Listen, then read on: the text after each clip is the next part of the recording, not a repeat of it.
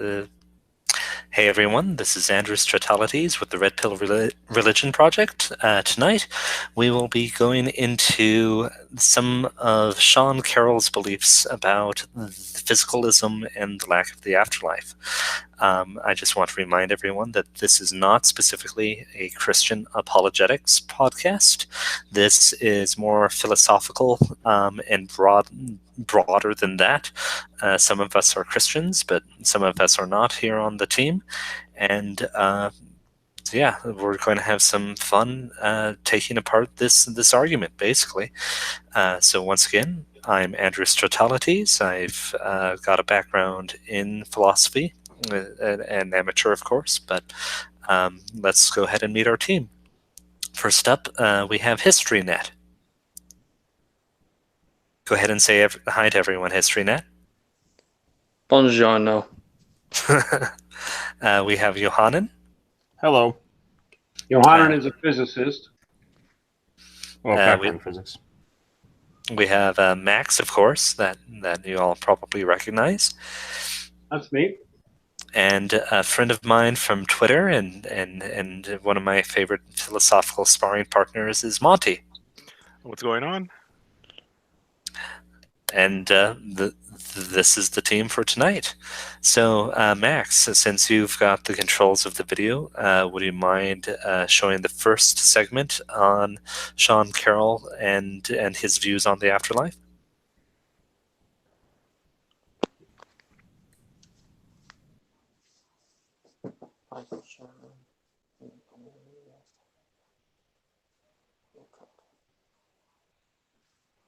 Hello? Oh, crap. I'm sorry. I was muted. Sure, I'm going to do that. By the way, here's a screenshot of the Sean Carroll on Death and the Afterlife. And I did want to say that before we begin that the average internet atheist, the average YouTube atheist, the average popular atheist has at least 50 less IQ points and way less qualifications than this guy. I'm not putting him up as the stellar genius of all time, but he's a physicist. He's smart, and he does make good arguments. So this is way less, you know. Most atheist videos, we laugh at them. This guy, he's got some substance to him, and that's worth respecting. But in any case, but we're going to go ahead on this, and here we go. We're going to play the first minute and 2 seconds. So here we go. Let me know if you guys have any sound issues.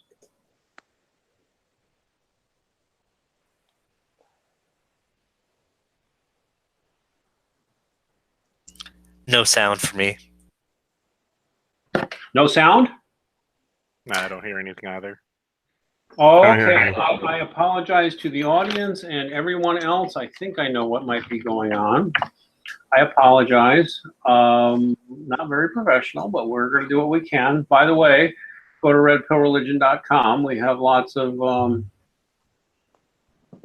interesting stuff going on there. You could use your financial as well as spiritual support. All right, let me see if this works. Let me know, everybody. If we have sound, I think we will. No! All right, Max is an idiot. What is Max doing wrong? Max is going to play this sound until he gets sound to come out. Everybody, Andrew, do a dance. Do a little I'm just teasing. Okay. So, I guess. There it is. There it is. All right, here we go. Apologize, everybody. Here we go. Sean Carroll, who is a cosmologist and not an idiot. So let's go ahead.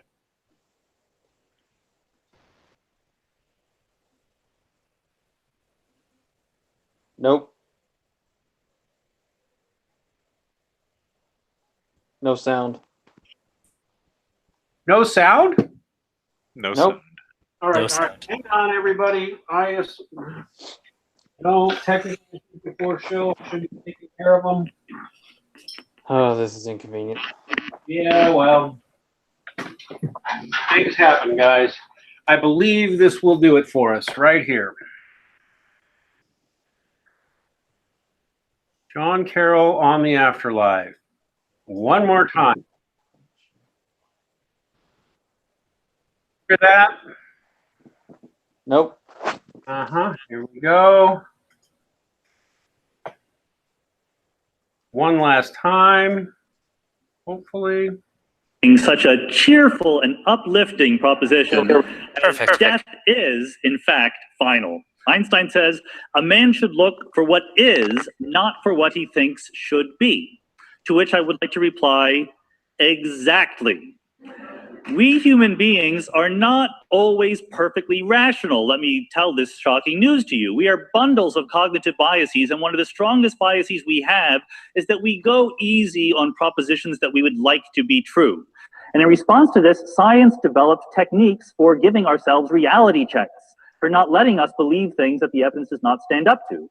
One technique is simply skepticism, which you may have heard of.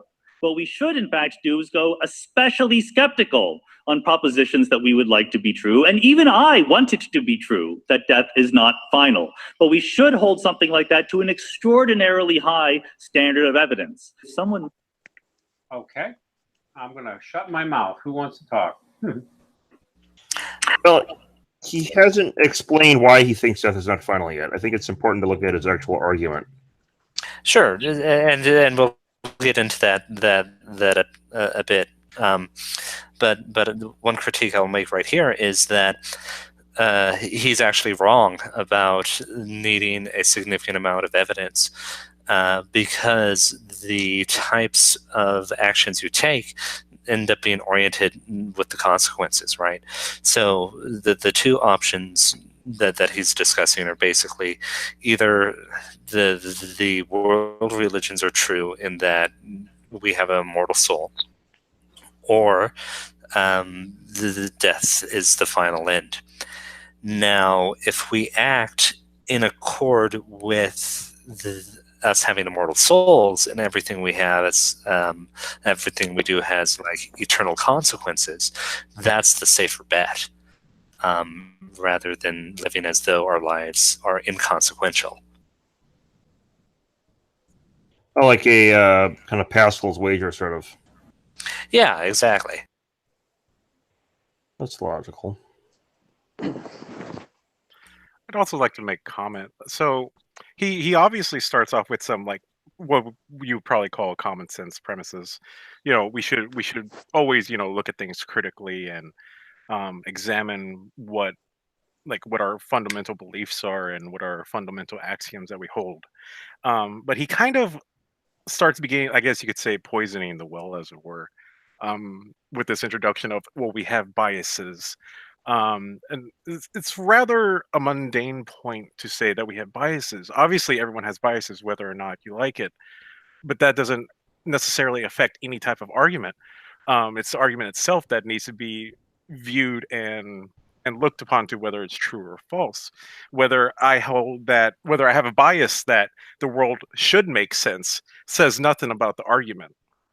But for him, like what everyone in the audience is going to see through the video is that we want to have this notion that there is an afterlife because that makes it easier to handle life itself or something along those lines. And then at a point in the video, I believe he goes along the lines of, yeah, I agree. I would like, there to be an afterlife as well, kind of thing. But we got to look at the facts, kind of commentary. Well, and there's an interesting thing at the very end. He doesn't actually give such a ringing endorsement. He says something to the effect of, I could see some advantages of having an afterlife, but it would be a mixed bag. And we don't get into that, but the Spoiler alert. Yeah, the point that the point that I'll make is Epicurus, who was an ancient philosopher, actually said that believing in an afterlife basically made your life more painful and reduced your tranquility. And so he said that you shouldn't believe in an afterlife and just believe that it's basically you dissipate into nothingness.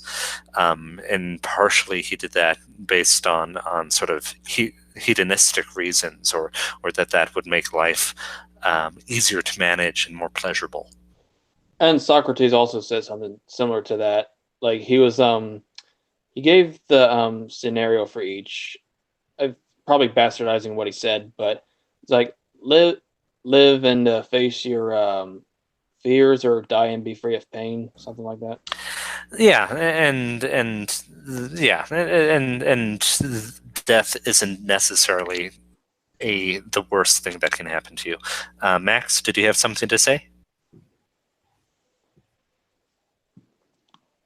One of the things that I would point out about just what he said there, most of which was non-objectionable, still I would point out the objection that I'm sorry, a belief in an afterlife is universal in humans pretty clearly, and the claim that it's just what we want to think also does need some support, right? The idea that, you know, I mean, you can go to, literally, we're not doing Christian apologetics here.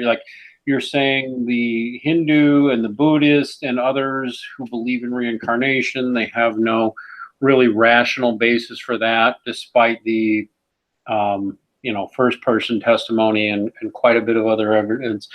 You're just presupposing a materialist or maybe realist worldview, and just presupposing that we should, this must be false, so we must go against it. And that is the ultimate problem with skepticism itself. I noticed he gave a shout out to, the whole idea of skepticism. One of the things I often... Skepticism can be... Huh? Skepticism can be arbitrary too at times. Well, not that you can't apply skepticism, but like you can be skeptical about anything, and you can. I can, for example, ask you what you ate for dinner, and you can say steak last night, and I can then say, "Well, I'm skeptical if you really ate steak," and then provide a whole bunch of, Oh, yeah. Be like a stupid application. Yeah. Oh, yes. So. Socrates said that he didn't fear death because that if you live forever, hoorah! If not, you'll be free of pain at least. One of my standard references on this is the Stanford Encyclopedia of Philosophy. And there's other sources, but this is a good starting point right here on the internet. Stanford Encyclopedia of Philosophy. It's a whole entry on skepticism. One of the things it says as clearly as possible is that skepticism, if I was going to boil down to it, they say that skepticism is inherently arbitrary. In other words, you choose to be skeptical of what you're going to be skeptical of, and that it is an open question. If you look into it, something's happened. My mouse is not responding all of a sudden, but there it is. If you look at it, while there are definitely schools of thought on skepticism that go into various ways of doing it, Cartesian style arguments, closure principle, Pyrrhonism, contextualism, and all that. One of the things that that they say plainly is that professionals who do skepticism, and I don't mean professional skeptics, but by people who are trained in it, it's an open question to this day among skeptics whether it's possible to learn anything at all or establish that anything is true purely using skepticism. So you use skepticism as kind of a weapon then to get rid of the things you don't want to get rid of by just casting doubt on them continuously. Right. In fact, I haven't had anybody contradict me on this, although maybe somebody trained in philosophy can. What it boils down to is it appears that whenever you are skeptical, you are doing one of two things. You are either casting doubt on a proposition, or you are refusing to take a position. And ultimately, skepticism boils down to that. You're either always assuming that what you think is correct, or you're refusing to draw judgment because you're claiming you don't have enough information. And that's all skepticism is. So unless somebody's going to gainsay me, I'm going to just mention to Dr. Carroll here that, I'm sorry, what is skepticism? And that's all I have. And speaking of Pascal's wager you brought up, atheists try to refute that and think they have. Like on the well, what about all the other religions? What if you're wrong then? Well, let's look at this, right? I'm pretty sure that the God of Moses will be happier with an earnest Christian than with an atheist. Yeah. I mean, but yeah, that's the reality of the situation, the core of it. Like if we atheists die and there is no afterlife, they'll never know they're wrong. I mean, they'll never know they're right, and believers will never know they're wrong. yeah, and well, that's the thing, though, is that there is sort of evidence that we can look to with near-death experience and things like that, that can sort of refute that, or potentially. It's just chemicals in your brain. Well, but that can explain anything, right? If that's the case, that can explain any human experience. Therefore, that also has the other problem of, I mean, if they're going to relate chemicals in your brain to experience. Oh no! Oh, looks like we lost him. We lost who? Johannan. Oh no. I'm sorry, Johannan has dropped all of a sudden. He appears to have been sucked into the abyss of hell and is gone. Oh, too bad. I really wanted to get Johannan in on this, but he'll probably be back. He's a good guy. So now I don't know what we do while we wait for Johannan to return. I'm just going to back up what you said, that skepticism isn't a way to actually learn things or to discover things, but it's basically the most charitable way to look at skepticism is a method of looking at both sides of every issue and deeply investigating things and being sort of critical of your own self-thought, right? And then after you do that journey, you pick what is the most probable. And that's fine, or that's reasonable. But the issue is, even that relies on what our prior assumptions or history or preconceptions are to determine which one we will choose. Yeah, essentially. One of the main issues about skepticism is that when you take it down its path to its logical conclusions, you end up doubting whether we can know truth at all, period. One of the current themes of skepticism that has infected our notion of knowledge and stuff is that we have this model versus reality. I don't know what happened. Was that on my side or yours? You have appeared to drop from our side. Go ahead and finish, Monty, and then we'll get you again, Johannan. Wait, Monty first, then Johannan. So what ends up happening is that we have this model versus what is actually reality because of skepticism. You kind of see this in Hume and Kant. In Hume, he eventually denied the substance theory that kind of permeated Christian metaphysics for so long, and also more or less a common sense type of view.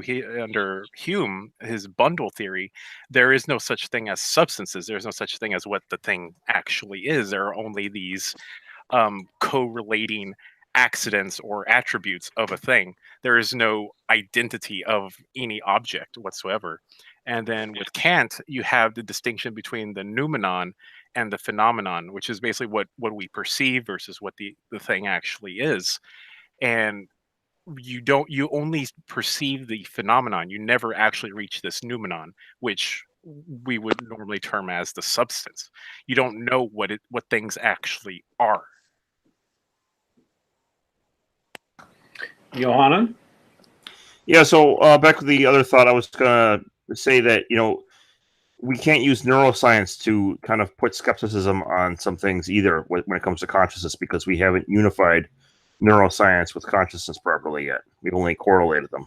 I mean, that's the whole Chalmers' hard problem of consciousness, in order to relate consciousness to neuroscience itself. Yeah, and that's going to be probably a fundamental problem forever. Just like it's really hard to relate in some sense, material to mathematics, right? Well, I have an idea of how it could be solved, and I think it could be solved within our lifetime, but it involves a intuition switch that a lot of people would not be very comfortable with. So, cool. Well, Johannan's an idealist, so I mean, and that's an idealist versus realist thing. But there is no hard problem on my view. Yeah, we're not going to get into that too much tonight. I want to put in for the moderator Andrew tonight that. But you might actually, because it becomes relevant with some of Sean Carroll's later comments. Fair enough. I'm only going to say right now, Andrew can let me know when he thinks as a moderator. I am not a physicist, but I am deeply studied on the near-death experience data. And at some point when Andrew thinks it's a good time or something obvious comes up, I'll talk about that. But otherwise, I got nothing else to say. We can go on. Or... Yeah, let's go ahead and go on. Either this clip or the next one will be a good point for you to talk about that. You can cue me. All right, so we're going to look at the point. We're not watching the whole video because it's too long, and hopefully Dr. Carroll's listening and may even have a response for us.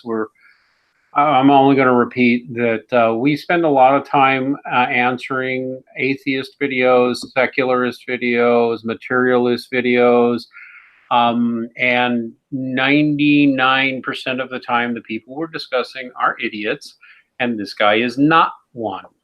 So we're going to play the part from 258 to 320 that seems relevant to us. Here we go. How long is the vid anyway? I forgot. I don't know, but we're not doing the whole freaking video. Okay? 20 minutes in total. Never mind. How could something immaterial like the soul affect something material like the brain or the body? If you really believe that the mind is in a separate realm from the body, my mind makes a choice to lift my arm, but it's my body that does it. How does the immaterial mind, if you say doesn't exist at a location in space, how does it act causally on the body? How does it interact with the stuff out of which you are made? Descartes was never able to answer that question. Okay, so 258. I am. Go for it. That's the same problem as the hard problem in reverse, which I don't have on my model. That's only a problem for dualism, but I'm a monist, right? Right, so everything is thought in some sense, right? Yes. Now, he asked, how is it, the mind is not in space, how can it interact with something in space? And this is where we get to the Sean Carroll specific parts of this. I'm an idealist, but not only am I an idealist, I tie the idealism into physics. And if you know this, and this is one thing I actually really like Sean Carroll on, is his quantum gravity research. He's right now been trying to explain the emergence of space-time, which would involve things existing outside of space, right? There's your outside of space that, Sure. He just talked about something being outside of space with Descartes. And he's correlating that to, he's basically saying that space-time emerges from Hilbert spaces, which is a quantum probability space. So now what's fascinating, when you talk about emergent space-time, right? Firstly, that means that he calls it, this is quantum information outside space, some entangled quantum information, and that is able to influence things inside space-time. So right there you have an example of something outside space-time that can influence something in space-time, and it's from his own physics. Like there's not even, he's jumping on the bandwagon of, he actually is pioneering this particular thing. So basically what he's saying is impossible is actually a necessary starting point for his own research. Mm-hmm. Now, I don't think he's quite, and this is very confusing to me. He's not the only physicist thinking along these lines. I mean, he's thinking along, in a specific way along these lines, but there are many physicists who have come up with similar research proposals, right? And it seems that a lot of them do not seem to understand the full metaphysical implications of what their view is, right? Their physics. Sure. They teach this as like a mathematical model, and they say it's very good with predictions, and it really is. And it's, even a video saying space-time is obviously emergent. Like he said in the video, space-time is just obviously emergent. Everything we know from quantum mechanics and quantum gravity tells us this. And I was like, wow, I'm surprised he doesn't understand the implications of that. Yeah. Well, think about it. If space-time is emergent, you have what does that mean exactly? That means there is a level of reality in which space does not exist, right? And that it's ontologically prior to space. Yes. But now, when you talk about that, you have, say, well, matter is spatially extended, is it not? You have stuff. When you have like a computer, right? Mm-hmm. That stuff is spatially extended, correct? Correct. Yes. Okay, so what does that mean, though? If there's a level of reality in which space does not exist, what does that say about matter at that level of reality? That matter isn't what we think of matter if it has an analog in that level of reality. It doesn't fundamentally exist in that level of reality either, is it? Right, and this is where we get into things like idealism or Platonic forms and things like that, right? Exactly. And so you probably see right now, if my screen share is working properly, that I'm driving around Jurassic Park, right? Yes. Okay, this is the Asiatic exhibit, by the way, Centaurosaurus and Sinoceratops and so on. Number of Stegosaurians. Anyway, so I have a virtual world here, right? And you can see there are dinosaurs made of matter and trees made of matter and gyrospheres made of matter. And they're all spatially extended, right? Yeah. So no one would deny that the reality of this, right? I mean, there actually are real dinosaurs, obviously, walking around Jurassic Park, right? Well, it depends on what you mean by real, right? Exactly. So then we point out, well, what is this emergent from? So none of this is fundamentally real, is it? It's emergent, isn't it? Everything we see on the screen is emergent. Yeah, I mean, which implies that if we are looking at the source code and things emerge from it, that we're missing an important piece, right? Yeah. So the reality, the real stuff here is the information on the hard drive, right? Yeah, that's what we're seeing is that information taking form of photons that we can see and understand.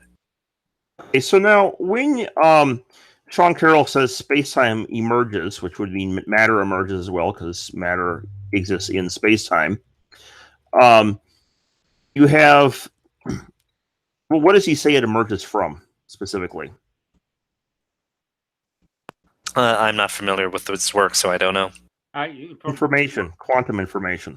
Oh. Well, that sounds familiar, doesn't it? Yeah, it does. It sounds just like the world I'm driving around in right now, doesn't it? It's just a deeper level of it. Yeah. So basically, what you're saying is that he's a closet Platonist. Yeah, and now the thing about that is that his picture of the world, if he takes his physics literally, okay, not just as like and this I think a lot of physicists have been doing. They take their epistemology instrumentally. There's the brachiosaur, by the way, marching through the trees. Anyway, if he takes it literal rather than instrumentally, then what that means is there's a level of reality that is, the fundamental level of reality is information, and everything else emerges from it, which is no different than a computer game. Mm-hmm. That is the role of a computer game. Yeah, and then we get into idealism and things like that. Yeah. I'd like Monty, if he feels comfortable, to sort of discuss the sort of Thomistic or classical view. Is that good for you, Monty? Yeah, sure. So one question I'd like to one theoretical, hypothetical question I'd like to pose though before we go on. We can talk about this in a minute. What happens when you die in a computer game? Do you die in reality? No, not if. What does that say about the afterlife? Oh, yeah, very, very good point. Yeah, you just go to your save point. That's all. So basically, if this world is like a virtual reality, if we die, we just respawn at the same place we died, and we have no memory of how we died, right? Well, it could be that, or you could go to the next level, or the respawn would be, I guess that would be the reincarnation version. If you're the clear character, would be the heaven or hell version. Oh god! Oh man! God damn! I can't recall the Draco Rex. Well, in that case, I must have died a lot of times because every time that I crossed the street, a car was very close to hit me. Can we let Monty speak, please? All right. Go ahead. Can anybody hear me? Yes. Yes, we hear you. Let's start taking turns if we're going to talk over each other. Go ahead. So, like, one of the things, like, Johannan pointed out, like, he's talking about he's already positing this a Cartesian point of view as regards to the body and the soul, and obviously the Cartesian has a lot of issues trying to describe this entire thing, and there are different like views as to how to reconcile it. Like Johannan spoke about his monist viewpoint, and as far as like the Thomistic viewpoint, which is an Aristotelian also viewpoint, is this hylomorphism of matter and forms, and the way that hylomorphism like is able to get around this problem, well, not, I shouldn't say get around the problem, but like attempts to solve it, is that the soul is just the form of the body. So what does this mean? Like, so for example, if you have a candle, which is comprised of, it's comprised of a wick, it's comprised of wax, and it's in this certain type of shape which we recognize as a candle. So this shape would be the form of the candle, whereas what it's comprised of being the wax and the wick. And the same way, so for the human person is comprised of a body and soul. It's comprised of this organic matter. It's of that there's carbohydrates, there's proteins, there's amino acids, there's bone structures, and all these other things. And the soul, also in the video, he kind of describes it like this gobbledygook of that what the soul is. But really, the soul is just the principal act of the body. And another point that I don't know if we're going to get to it in the video, but so Sean kind of tries to delineate where the soul actually is, and he tries to posit it like how Descartes does as well, within the mind. But for the Thomistic viewpoint, the soul isn't located in the mind. The soul is the form of the entire body, is not just located in the mind. And as another point, Thomas Aquinas himself speaks out against this, where he says the soul can't be some of this, like this motor function of the body, because if it was part of this motor function of the body, it would have to be an organ itself. So the way that Sean Carroll is presenting this, he's trying to present this contradiction between the body and soul and why the soul can't exist, is only from a viewpoint of a contradiction for the Cartesian viewpoint, because the Cartesians can't really escape this body-soul conflict without arising other issues. Like Descartes, actually, I believe he posits that the soul is actually located in the pineal gland of the body, and well, for the Thomists, it's like, well, no, that's not where it's located at. It's the entire body, really. Yeah, and I have a little question relating. Go relating to this. The notion of a soul, I have a partial agreement and a partial disagreement with hylomorphism. Like, it's actually kind of a disagreement nested inside of an agreement. And the agreement is, this is going to maybe surprise you. I mean, you've heard of the concept of holomerism, right? It's built into hylomorphism. Mm-hmm.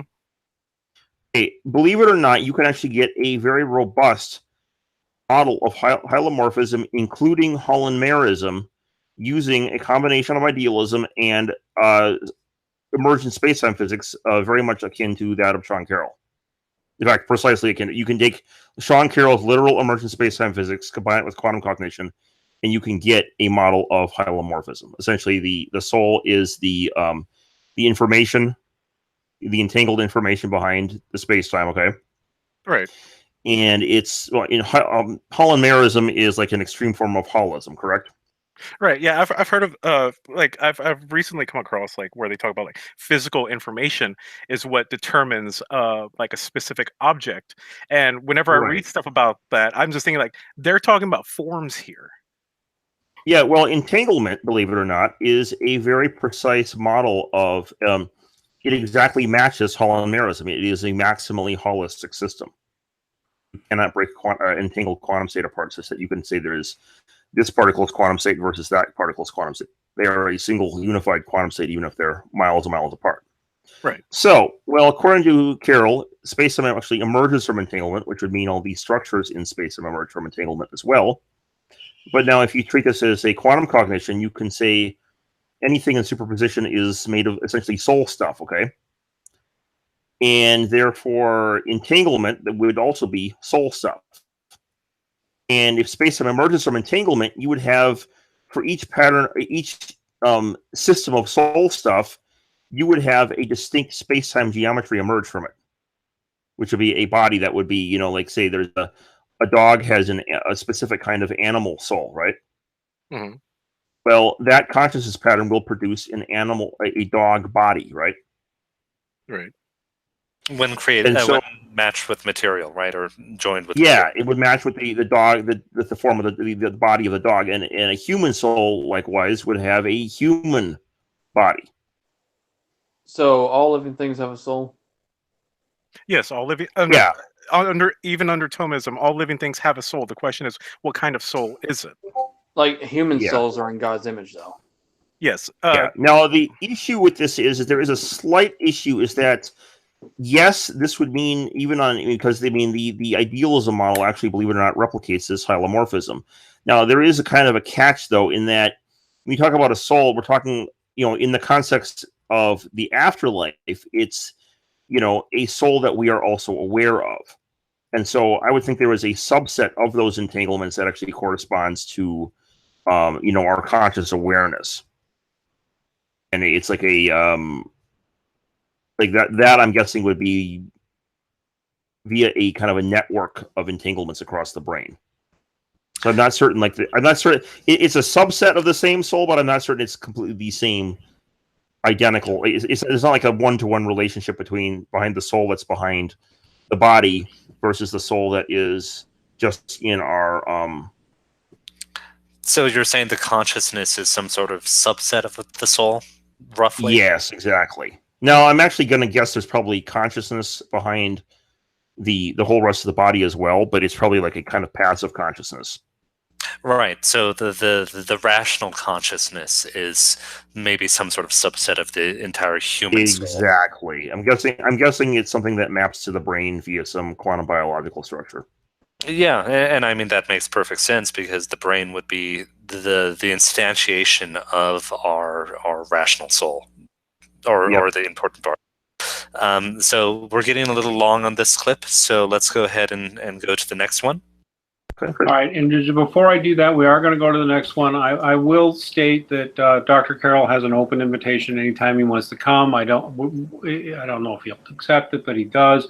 I will note that in this one series of clips, I see he is speaking before the Freedom from Religion Foundation, and this is not an attack. It's simply a question. You are speaking to an ideological group there with a specific ideological agenda, and Dr. Carroll, I mean, really, the freedom from religion. As a former atheist and a religious man now, I see the Freedom from Religion Foundation as an ideological group that is against me and my children. It is fair, but even besides that, it is fair for me from a scientific, philosophical, and ethical standpoint to simply ask the question, if you are speaking to an ideological, anti-religious organization, do you think that affects your philosophy and your presuppositions about how you approach your science, sir? And for the audience, I merely note the guy, he is a scientist, and I have stated repeatedly he's not an idiot. We go after a lot of idiots on this channel. We also go after a lot of ideologues. I'm accusing him of none of that, but I would note there is something ideological there if you as a scientist are appearing before a group like this. And I am curious about an explanation of that. It's not an accusation, it's fair cop as to conflict of interest and, your own presuppositions and all that. In any case, all right, so now we're going to do the parse from 4 minutes and 40 to 5 minutes and 40, roughly. Here we go. Tell you that we can say that there is no life after death. Sorry. Why is that true? Well, there's an argument. The argument is basically the following. The mind is the brain. That's what the mind is. There's nothing else other than the brain that is going on. Thank you. Brain fans, I like that. The brain is made of atoms. Any Adams fans here? Atoms, yes? Good. We know how atoms work. They're not a mystery to us. And they work in such a way that when you die, there is no way for the information that was you to persist after death. There's no way for that stuff, that knowledge, that set of beliefs and feelings that made you you to leave your body, because it is stuck there with the atoms that is decaying in your tomb or being cremated or whatever you're. Okay. Okay, well that is, given the previous physics, we know automatically what's wrong with that. Firstly, atoms are, the only sense in which they are located anywhere is the sense in which they are programmed into the virtual reality. But what they really are is quantum information in Hilbert space. And so, yeah, you know, if I destroy my avatar in this computer game, right? The avatar will sit there in the same exact place it was when it died, right? When it got killed. Sure. But I can be free to leave my computer game and go outside and do whatever, right? Yeah, and even the model of your avatar is still in the computer memory, even if it's not instantiated in the current game session. Yeah, so there's absolutely no problem with that. I mean, yes, we do know how atoms work, and Sean Carroll's physics tells us how they work at their deepest level. They are not even things in physical space. They are virtual constructs. So there is absolutely nothing wrong with, entangled information kind of spilling off into, already is in Hilbert space, but spilling off elsewhere into Hilbert space upon death. Doesn't have to attach to the atoms anymore, which were never really in space to begin with. It was only a virtual construct. This would be a good point, Max, to point to some of the NDE stuff if you have it. Okay, everybody, let me just get that done here. Now I'm going to say I am not a physicist, and some of this I'm not going to say it's over my head, but I'm not an expert upon the physics and some of the deep metaphysics here. In fact, I as I have often publicly confessed, we do more than just criticism of atheism here. But when we do criticism, I'm openly confessed that I am nothing but a skeptic towards atheists and their claims. And I openly acknowledge that being skeptical is cheap, but it is rather amazing how easy it is when you look at the ideological atheist materialist position to get skeptical of them, because when you do, in my experience, they fall apart like a house of cards. Now, this has nothing directly that I can see to do totally with what Dr. Carroll or others are saying here, but it is a fact beyond dispute that at this point, in fully peer-reviewed and rigorously checked and to the most scientifically rigorous standards available, we have an abundant amount of scientific evidence, which frankly goes against quite a bit of a Christian thinking. I mean, not all of it by any means, but the research that actually directly challenges some very common assumptions in Christian thinking as regards to the afterlife and what happens in heaven and hell. Especially those who think that your salvation is contingent upon whether or not you believe a proposition, which is only a certain subset of Christianity. The fact of the matter is, if you look at the work of quite a number of fully qualified people, doing postdoc work and beyond postdoc, and medical doctors, psychiatrists, neurologists, neuroscientists, etc., who looked at and talked about the evidence that we have for an afterlife. Probably the most prominent that I think is both accessible and a challenge to people like the gentleman we're talking about here would probably be the best starting point is the work of Dr. Jeffrey Long on near-death experience, simply because this research is done to the same standards that they do use for drug trials and psychological interventions and a whole lot else, where they have standardized ways of asking questions, and they ask you, the same question 4 or 5 different ways to see if you're lying or just confused or whatever. And all those things they do in psychology, psychiatry, and quite a few other scientific studies. And using these standards, Dr. Jeffrey Long and quite a few other researchers who've put it up for peer review have demonstrated irrefutably that reports of the afterlife of patients who can be confirmed to be clinically dead, brain dead, not just heart stoppage, although heart stoppage is in there, but no, they have to prove brain death. And in those cases, he has done a perfectly valid medical tracking survey over more than 30 years of data on what people who have gone brain dead have experienced. And what is common, and two of the popular references I can reference, which are a starting point. The first one is actually the older one, Evidence of the Afterlife, the Science of Near-Death Experiences, which is almost 10 years old now, but goes into great detail about the research on near-death experience. And then sort of written much more recently, God in the Afterlife, the groundbreaking new evidence by the same authors, are good popular summaries which just update what was already known. If you want to see the actual peer-reviewed data, you can go to nderf.org, where you can directly see anytime you want the near-death experience research. Here's the real challenge for the so-called freedom from religion people, no ideology there, right? Or to anybody else that we're talking about here. This research conclusively, as far as I can see, and because I've looked at it extensively, disproves the notion that near-death experiences can be at all written down to neurochemistry. Neurobiology, psychology, dreams, schizophrenia, mental illness, sudden rushes of endorphins, chemical rush that you get just before your brain is sort of nature's gift. All these explain awayers of the the materialist atheist foundation worldview. All of them are shown by this research to be without merit for the most part. You cannot write these experiences off as dreams.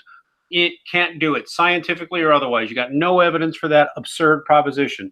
Schizophrenia, wishful thinking, no evidence for that proposition. I mean it really, no evidence. And I don't even use the words no evidence lightly. You cannot write these off as mental illness. You cannot write these off as wishful thinking. You cannot write them off as electrochemical effects unless you've got extraordinary evidence, of which you've got none. What they all ultimately point to is that in reality, and I'll point to, this is also in the low bar, please see the video, Dr. Jeffrey Long, God in the Afterlife, Science and Spirituality Collide. In this extensive interview where Alex, I can't remember his name, he goes by Skeptiko, goes over and over with it, and Dr. Jeffrey Long just states openly, the ideological skeptics, the ones you see in the popular press, well, he doesn't use this word, but I will. They openly lie about what this research says. They, in fact, most of the prominent, all the prominent skeptics of near-death experience, who have published entire books, even some of them have PhDs, and they've published entire books trying to refute this. None of them have interviewed a single near-death experience patient, and as he goes into, they actually misrepresent what is in the peer-reviewed research. Literally, and by the way, that is a huge charge, that the ideological skeptics misrepresent what the scientific data holds. And by the way, I saw Schirmer debating, I forget who it was. It was on a live podcast, and the two of them were sitting there, and he was pointing out that, basically Schirmer's argument was some of the effect of, this can't possibly be true because it doesn't fit the known science. The guy was like, right. Yeah. He was debating the guy. he was debating the neuroscientist who wrote the book Proof of Heaven. I think that was the name. Yeah, I think it might have been this, or it might have been someone else. It may have been that, but the point was, he said just because that was the guy. I'm going to repeat it. Just because we don't know what the explanation is yet doesn't mean there's not a real phenomenon here, you know. Right. I don't want to keep going because because we want to go back to his video, but it's an open challenge, it's an open reality. Within your worldview, sir, I want you to explain this data. And I don't mean you get to airy-fairy wave it away with your speculations. I want you talking to some near-death experience patients and saying you've had that experience and able to say you have extensively read the peer-reviewed research and the reports that Dr. Long and others have put together, and then explain to me how you can explain that away. And by the way, as a Christian, I'll mention again, this data challenges many Christian assumptions that are very common. So I want to know your explainer aware and how you can do that rigorously, if you can. And if all you're going to say is you don't know and you haven't reviewed it and you don't have time, you should stop having an opinion on it. You're going to be making these declarations in front of an ideological group. At this point, if you haven't reviewed the data and debated it, you should just admit you don't know what you're talking about. And I mean it. I do respect you otherwise, sir. All right, so we're going to look at the point from 7:05 to 8:15. I'm going to try to stay mostly mute from here. It is an open challenge to him and his fans and anybody in the atheist community. Let's go. Years ago, the laws of physics underlying everyday life are completely understood. There's plenty of room in the laws of physics for other stuff. We don't know how black holes work. There's plenty of things we don't understand. I'm not saying that physics is done. I'm a physicist. I can't help myself. Did he really just say the laws of physics are completely known and there's a lot of... Never mind. I'm going to keep going. Yeah. I know it's not. I'm not going to retire soon. But we know enough to say that if there are any other forces, particles, fields, phenomena, they can't affect the atoms in your brain, because either they're so weak that they would have no effect on what the atoms are doing, or we would have found them in experiments. Those are the only two options. So no one ever understands me when I say this. So I'm going to say the same thing over again. Here are the caveats to this statement. I'm not saying we understand all of physics. I'm not saying that there's room for no new discoveries in the non-everyday world. I'm not even saying we know how the fundamental laws come together to make complicated macroscopic things like frogs and ecosystems and spiral galaxies. There's enormous amounts of work to be done in understanding how science works. Coherence problem, sir? I'm sorry. I do respect you. I'm going to shut up now. I hope I get to meet this guy. We don't know how frogs are made, but we know that there's no afterlife. Okay, well, he's saying basically. So we've got. I actually saw his original blog version of this argument, and he was saying, we know the forces, right? There's the strong force, the weak force, the electric force, gravitational force, etc. We know that none of these things are. Well, he's kind of ignoring something. He's assuming this is like a soul will be like a classical thing, right? And this, of course, gets into where. So yes, if he's going dualist, right? There is we have not seen any evidence for anything that was interacting with those forces, right? As like an additional, substance. Yeah. Okay, so in that sense, yes, we can say that he got rid of a dualist, made a good argument against a dualist notion of a soul, because there's just no, room for anything else interacting there. But what he's missing is every last single one of those forces has a soul. Basically, what he's seeing is he's looking at a whole bunch of soul stuff, misidentifying it, not realizing that it is soul stuff, and then going on to say, therefore, we haven't seen any soul stuff. Yeah. In my view, the soul stuff is right there. It's in the it's in all of those forces in the form of the wave function, and we actually have some evidence of this in the form of the entire field of quantum cognition, where they show that your thoughts and decision making, they behave as though they're quantum superpositions. And not just like when I say behave that way, it's not just a vague similarity. It's a very precise, like you can actually model the behavior of the mind with the Schrödinger equation. An example of this is who here has like a favorite ice cream? I like mint chocolate chip. And what's your Pistachio. second favorite ice cream? Pistachio. Okay, that's actually kind of cool because those are my two favorites as well. Rocky Road. Yeah, that's my third favorite after the Pistachio and Rocky Road together. Anyway, so you have you go to the freezer, you put both of those in the fridge, right? Now, if you were a classical computer, say like the Terminator, you see like the Terminator, the first one where he goes down the options like one by one. Oh, just yeah. finally picks them.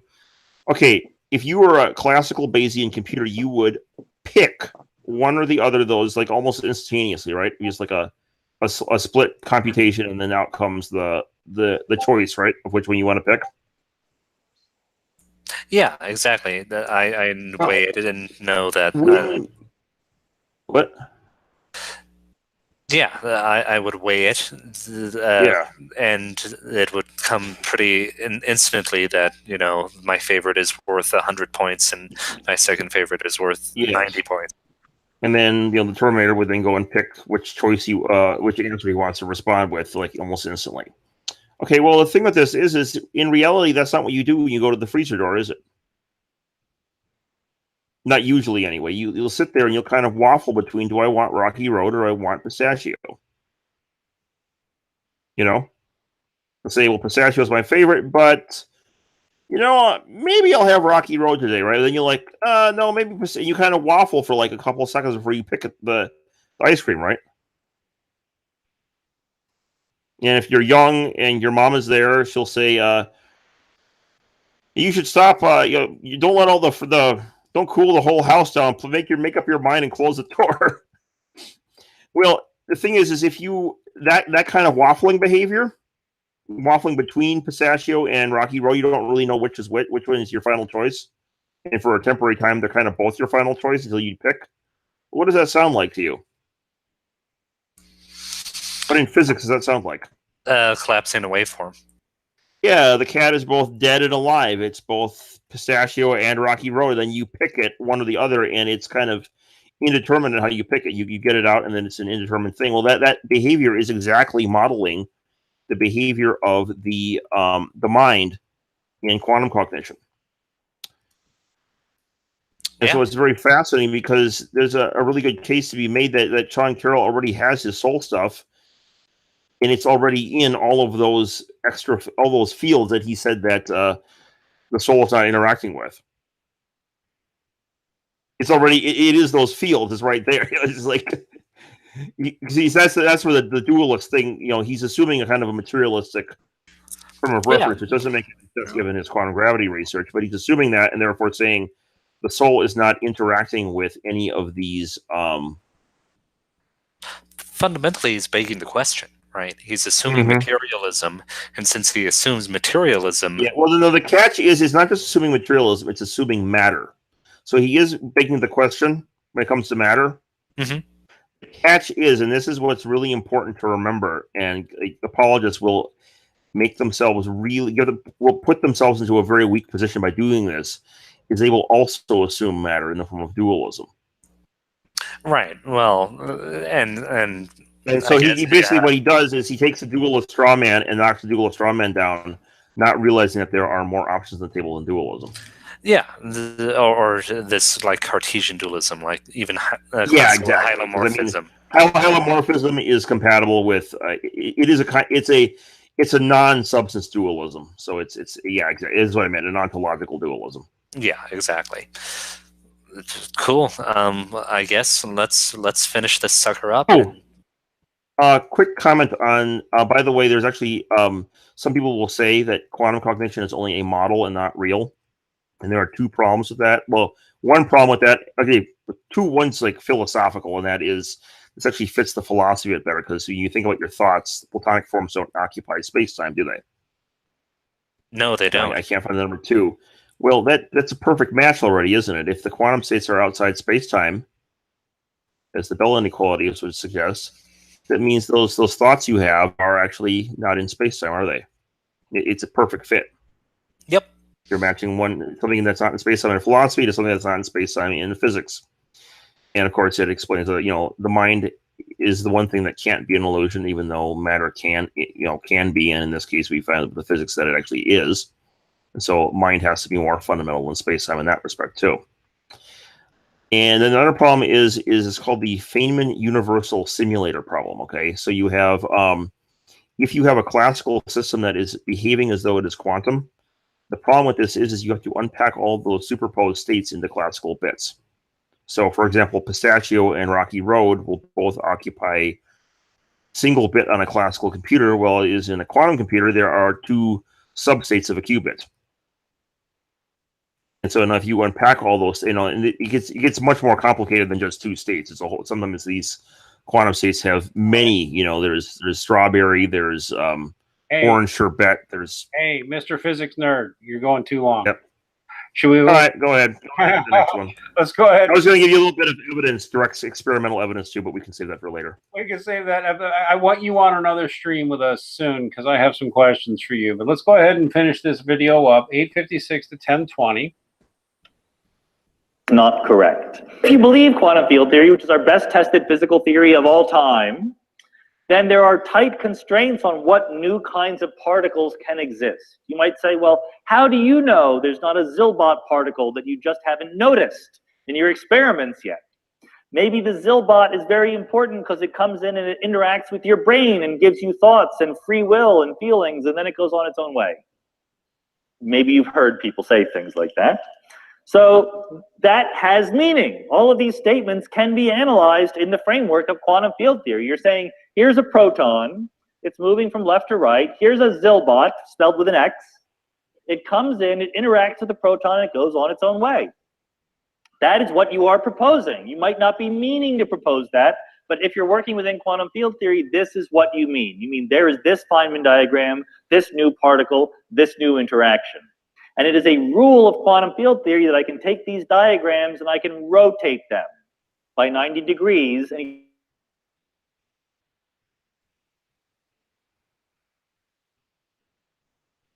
this interaction exists, then I can smash protons together and create. Uh-oh. So something, I'm here. Someone else dropped out, it seems, though. Yeah, Max is coming in and out. I see. And here's my T-Rex, everybody. Yay. Nice. Yep. I linked all the paddocks together, as you can see. You can drive immediately from one paddock to the next. What? T-Rexes didn't look like that. They actually look like giant roadrunners from hell. Well, I will have some. I'll have some words about that because I don't think that's quite exactly accurate. All the studies of the skin show that they say that all the parts of the skin that they've analyzed do not have feathers on them, and furthermore, the two tyrannosauroids that have feathers, it's Dilong and Eutyrannus, belong to the Proceratosaurid line rather than the Tyrannosaurid line. So it's entirely possible that, and also none of the other tyrannosauroids had feathers on the places they had them on Eutyrannus and Proceratosaurus, which are not even in the Tyrannosaurid family. So entirely possible that T-Rex was just relatively featherless. I mean, it may have had some bristles on its back or something, but I'm guessing it was not quite as feathered as a lot of you will suggest it is. Yeah, the more you know. Yep. It's kind of funny because people say that you know more than it turns out it's feathered, and then you say, well, you know even more still, and you realize, oh, Eutyrannus is not in the right clade technically. It kind of looks like it, but it's actually a different. Along a different evolutionary path, and so it's like it's not really the same. It's a good chance that it really wasn't feathered, or not substantially feathered anyway. Of course, the Maniraptors should be Velociraptor, and all those were all pretty feathered. Birds are the genetic successors of dinosaurs. Yeah, well, specifically, they came from. You know what the closest animal in Jurassic Park to a bird is? Not the pterodactyls, because they were more no, ironically totally more lizards than Velociraptors. Velociraptors. Yeah. Oh. It's the dromaeosaurs, you have the velociraptors, which are dromaeosaurs, and then closer still the troodonts, and then closer still beyond that are the inky ornithids, which are either a subfamily of troodonts or can be considered a family themselves, depending on how you refer. And those are the closest to the birds. Right, the most bird-like dinosaur would be our Ornis. You know, ironically, the pterodactyls were more reptile than bird. Yeah, they were all archosaurs, though. So, well, Andrew, maybe you can get the vid for us and play that. Well, the issue is that there's I can't play that on my computer, basically. The part of the reason we had Max do this was to run it.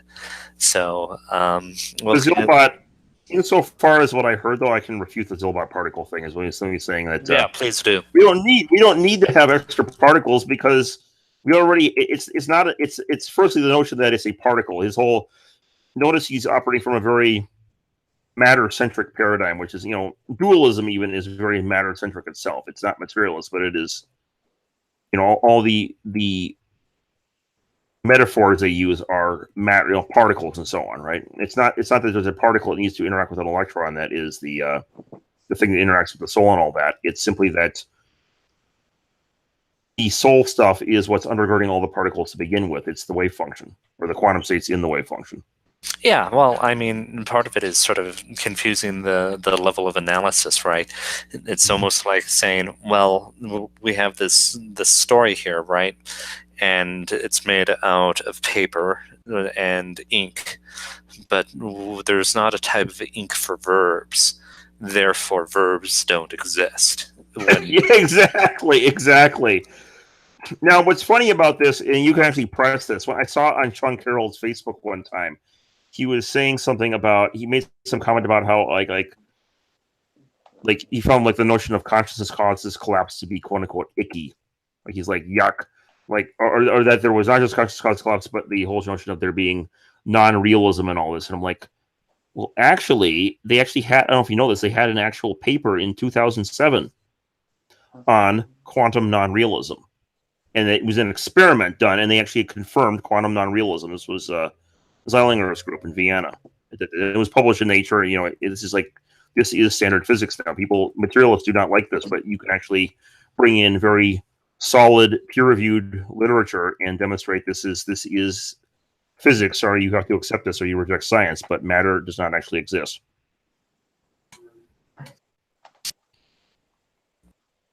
And it's kind of funny because it drives them nuts. But you actually bring in the authoritative physics, and the authoritative physics says that matter doesn't exist. Now, I did see a clip from Carroll talking with Busso, Raphael Busso, who's one of the guys behind the holographic principle, and Carroll had said something, and this was quite telling.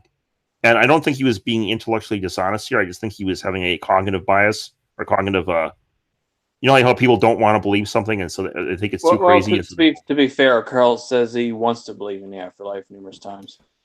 That's true. But probably not. But I'm guessing probably not at the expense of the world being real. You know what I'm saying? Yeah. A lot of people, because I have run across William Lane Craigites who will go crazy trying to defend the notion that there is a real physical world, and they will even adopt what people like Sean Carroll would readily recognize as pseudoscience in doing so, which is Bohmian mechanics.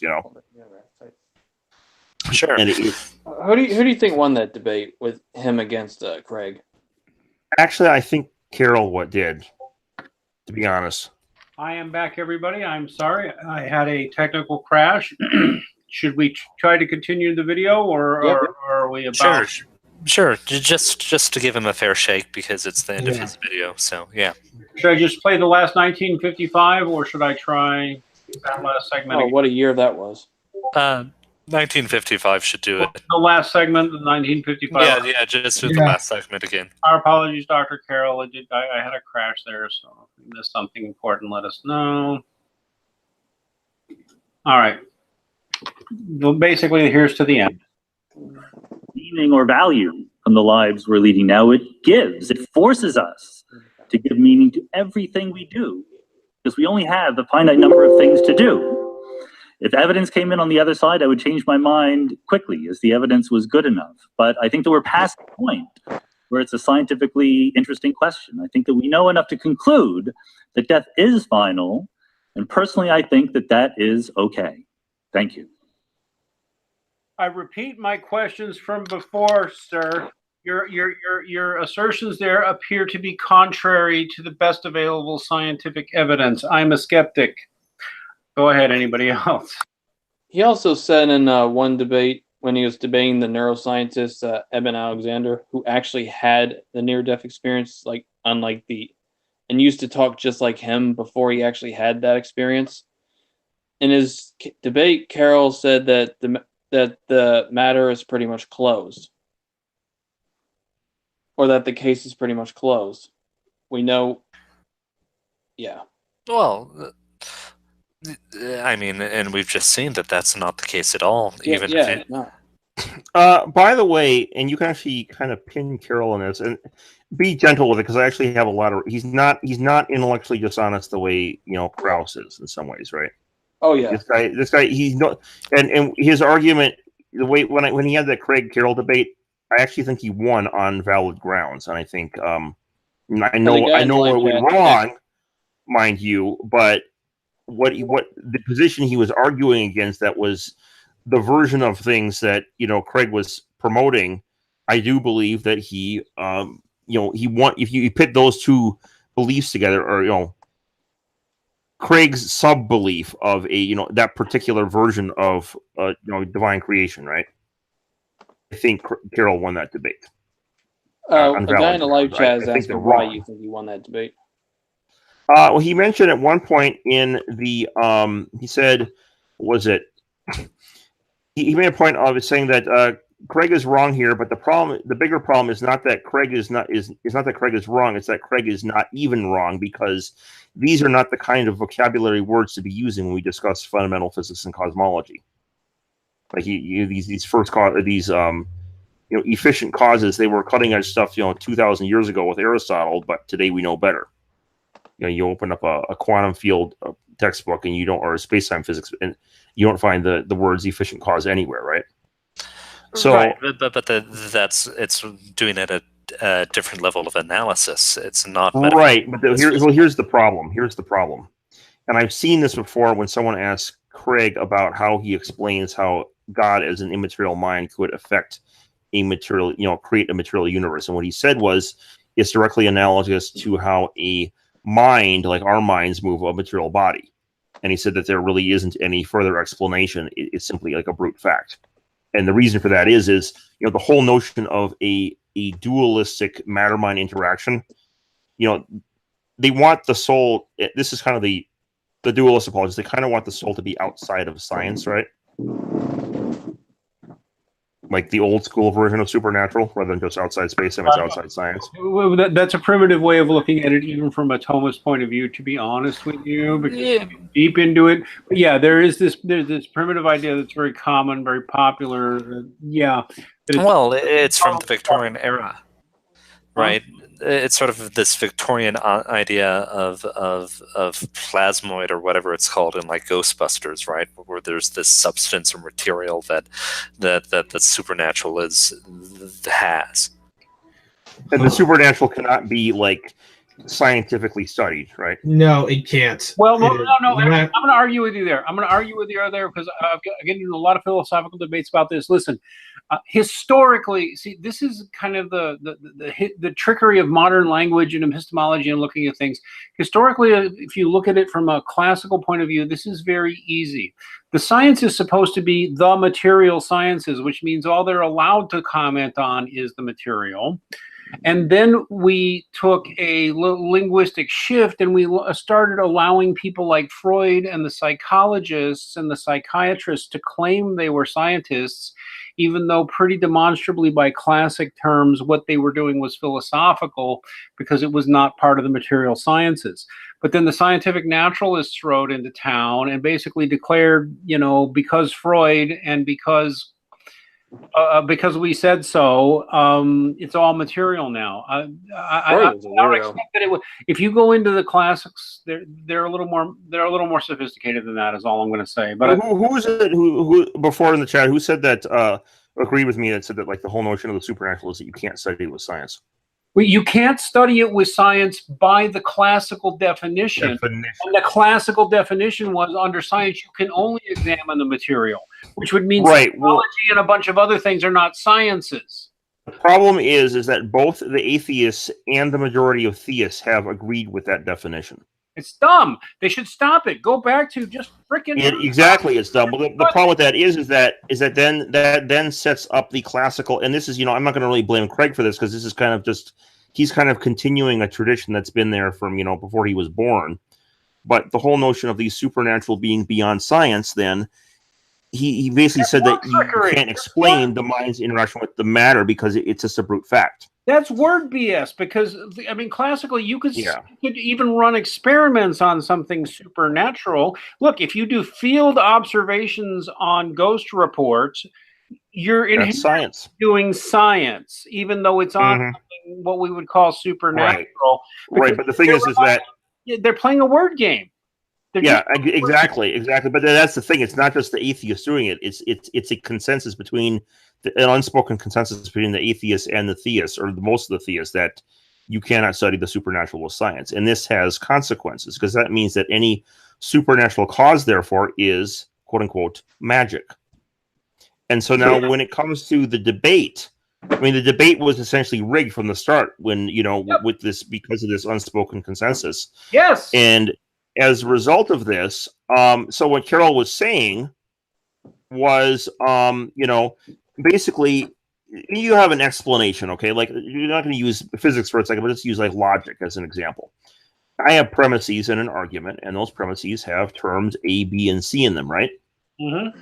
Mm-hmm.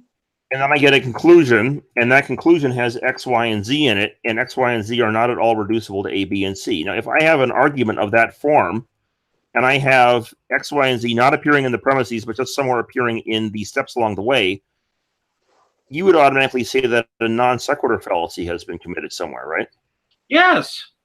Yeah. Let me just. I'm going to get this one final. Well, basically, what Carroll's point was that simply that in order to get a physical universe that is defined in terms of quantum field equations and general relativity equations, you have to have something that has equivalent mathematics. You have to have the cause of the universe has to be described in mathematics that can, if you follow that mathematics through, deduce to the universe.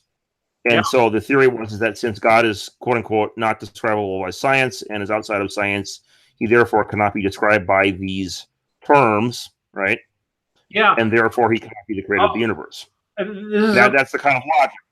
This is something, of course, that's wrong, but let me just get this out, and I'm going to shut up because this is something I get so passionate about. This is the thing I'm non-skeptical on. It's more like a positive belief I have. This is something Eve Kaniner and others taught me.